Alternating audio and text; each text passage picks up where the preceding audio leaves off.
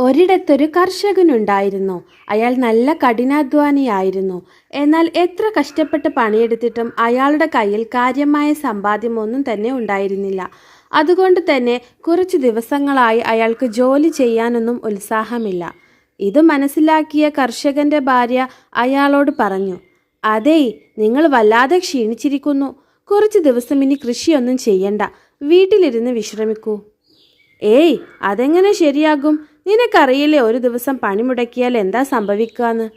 "എന്ത് സംഭവിക്കും? ഒന്നും സംഭവിക്കില്ല. കുറച്ചു കാലത്തേക്ക് പട്ടിണിയില്ലാതെ കഴിയാനുള്ളതൊക്കെ ഇവിടെയുണ്ട്.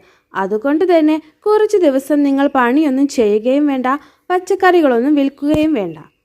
കുറച്ചു ദിവസം പച്ചക്കറികൾ കിട്ടാതാകുമ്പോൾ ആളുകൾ നിങ്ങളെ അന്വേഷിച്ച് വരും.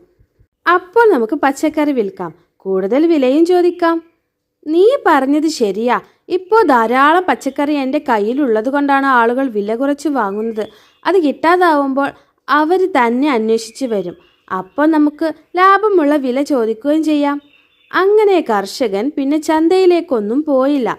ദിവസങ്ങൾ കഴിഞ്ഞപ്പോൾ ആളുകൾ ചോദിച്ചു വരാൻ തുടങ്ങി. അപ്പോൾ കർഷകൻ ചന്തയിൽ പോയി നല്ല വിലക്ക് പച്ചക്കറി വിറ്റു. അയാൾക്ക് സന്തോഷമായി.